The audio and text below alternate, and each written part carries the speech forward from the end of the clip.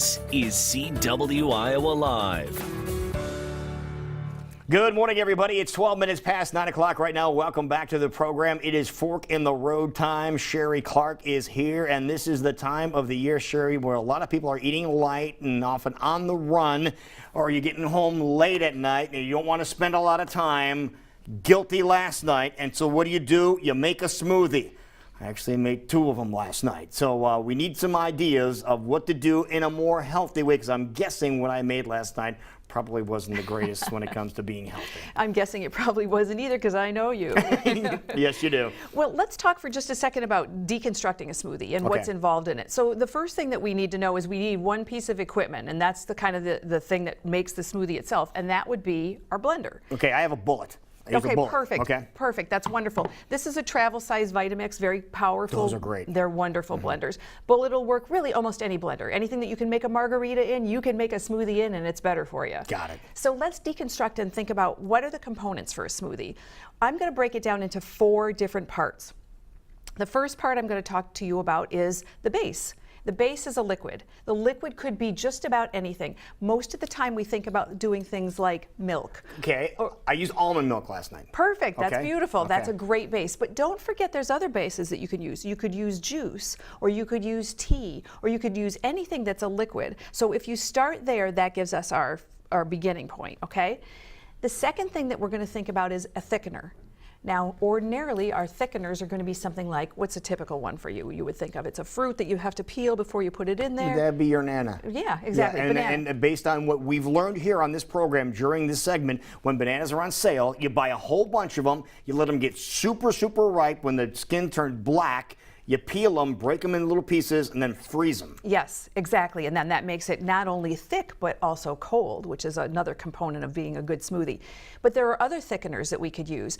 Avocado, chia seeds. If you use actually grind up some nuts in your smoothie, you're going to also make it thicker. So don't get stuck on, oh, it's got to be banana. I'm going to touch on the chia seed real quick, because you're big on chia seed. How long does it take for a chia seed to become hydrated?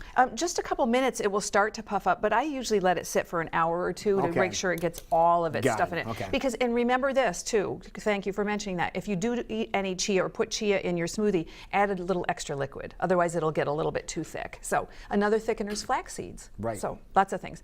You could also use a non-dairy yogurt, because I'm a non-dairy kind of a girl. Right. Or a regular yogurt if that's your thing. You know, we don't judge here. Mm-hmm.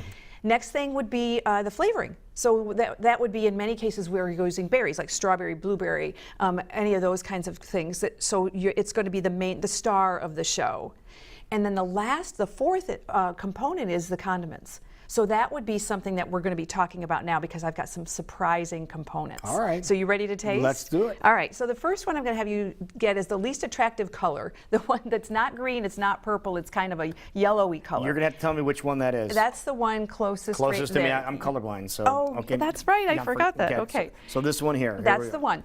It's also the thinnest one. Yes, it is. And here I brought along the raw ingredients for you to see what is making up your smoothie. So we're starting with some melon. So this is cantaloupe, and that's a nice fresh melon that we've got here.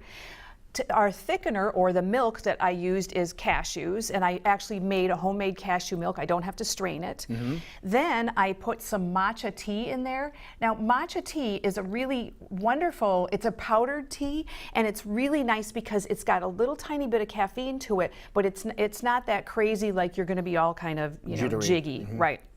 And then I sweetened it just a little bit with honey. I think I should have tasted it before I added the honey, because I think that's a little sweet. The melon is strong enough by itself. Exactly. Yeah, it's sweet enough by itself. This is really good. So, and I'm sharing that with our audience, because I want you to know I make mistakes sometimes too. If I were to redo that, I would have left the honey out. So what I did to balance it, because it was even sweeter than it is now, I added a few drops of lemon juice. So the lemon acid balanced out the sweetness, and it doesn't taste too bad. So remember that little tip too. That's really good. It's nice and light. Yes. Awesome. Perfect. Okay, the next one I think you're going to really like. That would be the farthest one away. Okay. Yep. And that this is a little thicker. You can see the straw sticking up in it. Definitely thicker, and here's why. The ingredients in that one, I did use an almond milk in that one. It's a homemade almond milk. You could buy packaged. The reason it's so brilliantly green is there's fresh spinach in there. Lots of fresh spinach. I probably put in about 1.25 cups packed into the container. There's a little bit of grated ginger in there. I know you're love in it. love with that. Love ginger. My base, I also, in addition to using the nut milk, I used grapes. I just used grapes last night, frozen grapes. Isn't it? It's wonderful. Really good. Yes, it's great. It's sweet, and it makes it thick and rich and wonderful. And then the other thing, the reason why the straw stood up in there a little bit was I used an avocado for the thickener. So we've got a symphony of flavors and textures and all kinds of things. That is so in there. funny you had the grapes. I just put them in last night. We're on the same wavelength. So there's that one. I'm interested That's to hear. really good. That's more of a vegetable type flavor to it as opposed to the sweeter melon type flavor of this one. If we want to go for preference, I think I'm going to go for the melon one more than this one. Okay, good. Okay. And I was sure you were going to like that one because I know you like ginger. I like ginger, but this one was really good. Yes, yeah, the and melon was sweeter. really good and sweeter. Yes. Yes. Now for the one I'm still going to finish it. Go for it. So you know. My favorite is right here. My favorite, and I don't want to bias you because you have to say whether you like it or not. I used a coconut base, and that coconut milk base, and that was this one. I watered it down a little bit with water because this is a pretty high fat ingredient, and I didn't want it to be terribly fatty. And it's very thick, so I use this kind of coconut milk. You can use the kind that comes in the can as well. I get the unsweetened. Always get the unsweetened so you can add your own sweetener if you want to. Got it. Obviously, there's blueberries. That's pretty obvious from the color. If you could see the color, you would know that. I could tell this color. Okay. There's a little bit of lemon because lemon really accentuates a blueberry. It makes it really nice and pop. And then the surprise ingredient here is lavender. And these are lavender flowers that I added in there. Unusual. Isn't that just delicious? Almost a little tart. I love it. That is really awesome. This is really interesting. You got to try this here. Lavender. All right, so again, if people want to get any of these recipes or anything, Sheree, what's the easiest way to find out how to make these? Well, why don't you visit my website at www.fork-road.com or drop me an email with your favorite smoothie recipe at info@fork-road.com. And then next time we come, I'll tell you why I have these special additives in here and what else we can do with smoothies. And maybe I'll feature your recipe. There you go. Perfect. Thank you, Sheree. We will be right back. This is CW Iowa Live in West Des Moines. We'll go back out to the fair with Jackie when we return.